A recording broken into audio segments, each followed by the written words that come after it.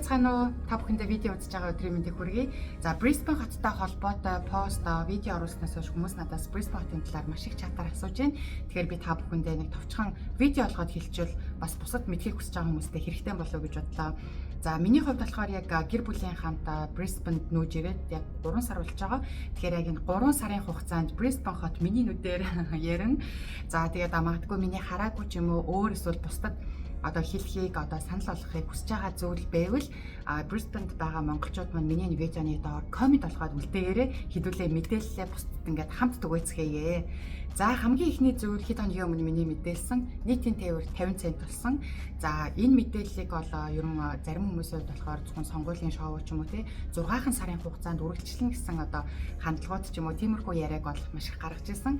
За, гэхдээ энэ 6 сар үргэлжлээд болнууд эсвэл энэний дараа үргэлжлээд явна уу? Энэ бол миний хувьд 6 сар гэдэг бол хагас жилийн хугацаанд 50 центээр нийтийн тээврээр явна гэдэг бол баг үнгүй явж байгаа гоё шагнал тэгж хүлээж авч байгаа. Тэгэхээр бол маш гоё боломж. Дараагийн нэг зүйл юу вэ гэхээр виз.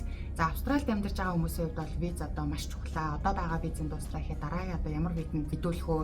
За, тэр виз маань яг амьдралд нь ямар үр өгөөжтэй байх вэ? Энэ визаараа хаана амьдрал илүү үр өгөөж ашиг шимийг хүртэж чадах уу гэдэг асуулт бол маш том асуултын тэмдэг байдаг. За, тэгвэл Brisbane хотод болохоор 485 виз болон 482 визтэй хүмүүсийн хүүхдүүд 10 жилд бол үнгүй сурдаг. За, хэдэн ч хүүхдтэйс хамаагүй, хүүхд нь хэдэн настай хэдгээр ангисэн ч хамаагүй бүх хүүхд нь 100% төлбөрөөс чөлөөлөгдөх байгаа шүү.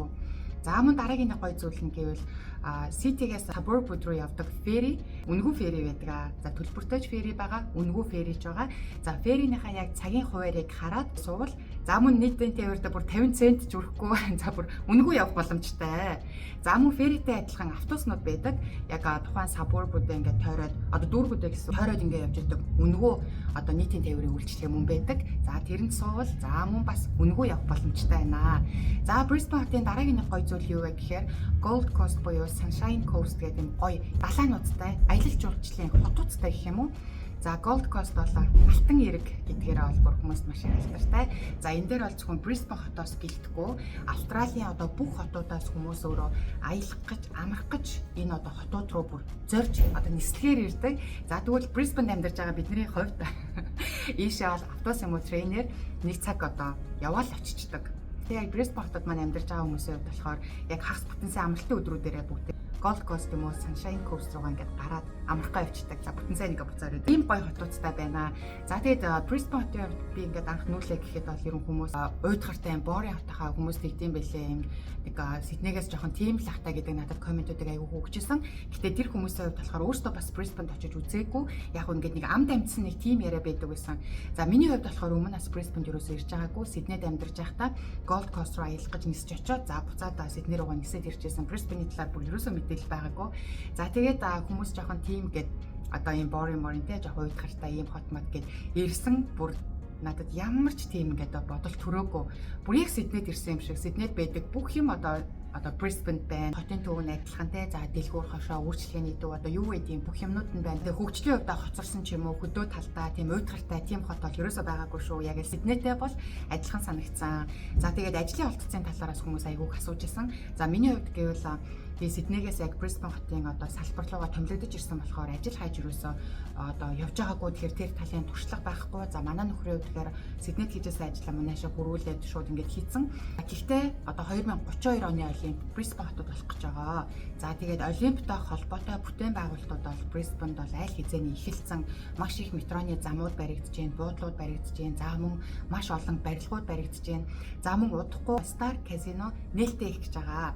За, ингээд Star Casino гэхээр хүмүүс намайг казиноос урьдчилж байна гэж бодож магадгүй. Энэгээр би зүгээр юуг дамжуулж хэлэх гэж байгаа вэ гэхээр Star Casino бол Австралид хамгийн том казино. За, Сиднейд байдаг. За, тэгвэл дараагийн салбар нь Brisbane баригдах гэж байна. За, казино баригдах гэж гэдэг нь энэ хотын хөгжил одоо ямар байгаа? За, ирээдүйд ямар болохыг зүгээр харж болох юм шүү л гэж та бүхэндээ хэлж байгаа юм шүү. За, тэгээ бүтээн байгуулалтуудтай холбоотой за барилгууд баригдаж байна, офисууд баригдаж байна те. Энд баригдахаар мэдээж энд ямар нэгэн үйлчлэгээний төвүүд орно, офис барилгууд орно. За, эдийн компани төвүүд нэгтлээ гэхэд тэнд хүнд ажиллах хүчин хэрэгтэй болно. Энийгээ дагаад ерөн бол ажлын байр маш их гарч ирсээрч байгаа. За тэгээд дараагийн нэг асуулт бол PR виз авахд Brisbane хот ямар вэ? Илүү боломж байдаг гэсэн гэж асуултууд маш их ирж байгаа. Brisbane-д байгаа хүмүүсийн хувьд яадаг вэ гэхээр Gold Coast руу очиод Gold Coast-д очиод ажиллаад чи PR мэдүүлэх боломжтой байдаг. За ингээд яг одоогийн байдлаар та бүхэндээ хүргэх эдгээр мэдээллүүд байна. За нэмэлтээр нэг гоё зүйл хэлэхэд цаг агаарын хувьд бол айгу гоё санагдсан. Би тэд өвлийн улиралтай ярьсан гэдэг маш дулаахан бүр үнэхээр одоо таатай сайхан өвлжлөө. Өвлийн улирал бас ийм байж болдсон байна гэж бодлоо. Зуны улирал бол маш халуун байдаг гэсэн. Гэтэ зуны улирлаа арай үзээгүй байгаа болохоор та бүхэнд бол ярьж мэдэхгүй байна. За энэ үргээд видеого өндөрлөө. Ингээд видеотаа мань хамт хийсэн та бүхэндээ маш их баярлалаа. Баяртай.